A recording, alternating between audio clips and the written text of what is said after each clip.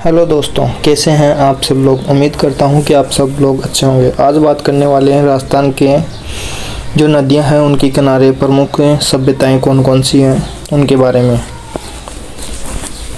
तो सबसे पहले बात करते हैं कालीबंगा, पीलीबंगा और रंगमहल। यह तीनों सभ्यताएं हनुमानगढ़ ज़िले में आती हैं और यह तीनों सभ्यताएं घग्गर नदी के किनारे स्थित हैं। घग्गर नदी की अगर हम बात करें तो यह राजस्थान में हनुमानगढ़, गंगानगर और अनूपगढ़ तीनों ज़िलों में बहने के बाद पाकिस्तान में चली जाती हैं। हनुमानगढ़ ज़िले में यह तीनों सभ्यताएं स्थित हैं। घग्गर नदी की लंबाई 465 किलोमीटर है, जबकि राजस्थान में घग्गर नदी की लंबाई 100 किलोमीटर है। यह राजस्थान की एकमात्र नदी है जिसका उद्गम हिमालय क्षेत्र से होता है और अंतः प्रवाह की सबसे लंबी नदी है। बात करते हैं नेक्स्ट सभ्यता के बारे में, गेलुंड सभ्यता, जो कि राजसमंद में है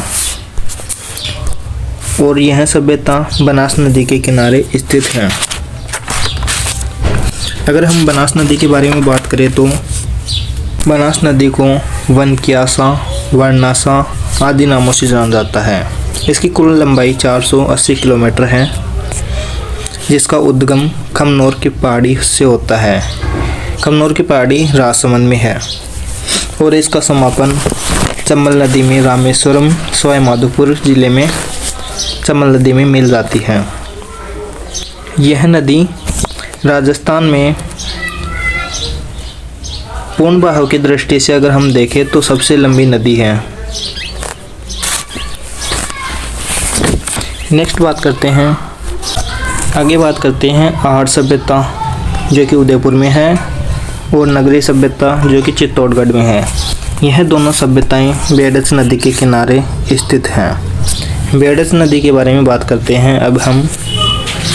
बेडस नदी की लंबाई 180 किलोमीटर है और इसका प्रारंभ या उद्गम गोगोंदा की पहाड़ी उदयपुर से होता है और इसका समापन बिंगोद भीलवाड़ा के अंदर बनास नदी के अंदर मिल जाती है। यह नदी बेडस नदी का प्रारंभिक नाम आयड़ था, जो कि उदय सागर झील में मिलने के बाद इसका नाम बेडस हो जाता है। नेक्स्ट सभ्यता बात करते हैं बागोर सभ्यता, जो कि भीलवाड़ा ज़िले में स्थित है और यह कोठारी नदी के किनारे पर बसी हुई सभ्यता है। कोठारी नदी के बारे में बात करें तो कोठारी नदी का उद्गम स्थल दिवेर की पहाड़ी राजसमंद से होता है और इसका समापन नंदराय, सापरा जिले में बनास नदी में हो जाता है। कोठारी नदी पर मेजा बांध बना हुआ है और कोठारी नदी की लंबाई 145 किलोमीटर है। नेक्स्ट सभ्यता के बारे में बात करते हैं तिलवाड़ा, जो कि बालोतरा में है और यह लूनी नदी के किनारे पर स्थित है।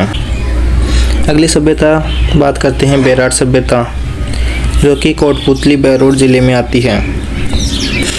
अगर हमें इसकी बात करें तो यह बाणगंगा नदी के किनारे पर स्थित है।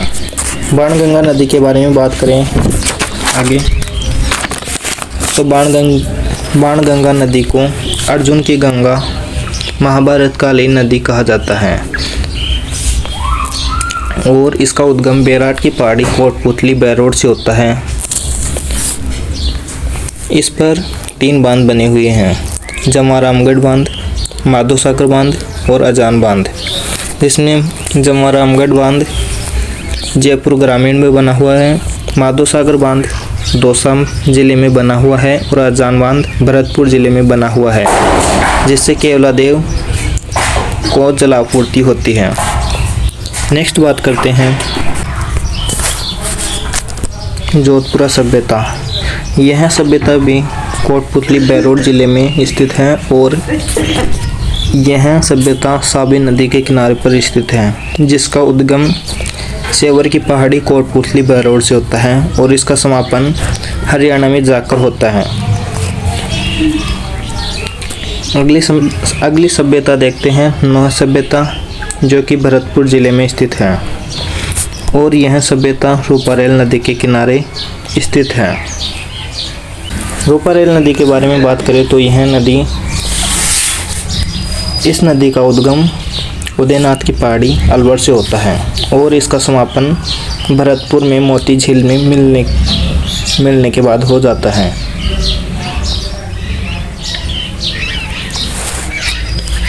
और अब हम लास्ट सभ्यता पढ़ने वाले हैं, गणेश्वर सभ्यता, जो कि नीमका थाना जिले में स्थित है और यह नदी, इस नदी की बात करें तो यह कांतली नदी के किनारे पर स्थित है। कांतली नदी के बारे में बात करें तो इसका उद्गम खंडेला की पहाड़ी शिखर से होता है और इसका समापन चूरू जिले की सीमा पर हो जाता है। कांतली नदी पर दो सभ्यताएं स्थित हैं, नीमका, जो कि गणेश्वर सभ्यता और सुनारी सभ्यता। यह दोनों सभ्यता नीमका थाना जिले में स्थित है और इसकी लंबाई की बात करें तो इसकी लंबाई 100 किलोमीटर है और यह पूर्ण बहाव की दृष्टि से अंतःप्रवाह की सबसे लंबी नदी है। आज के लिए इतना ही, मिलते हैं नेक्स्ट वीडियो में। Thank you for watching video. अगर यह वीडियो आपको पसंद आया हो तो लाइक करो, शेयर करो और कमेंट करके बताओ कि यह वीडियो आपको कैसा लगा। और चैनल पर नए हो तो चैनल को सब्सक्राइब करना।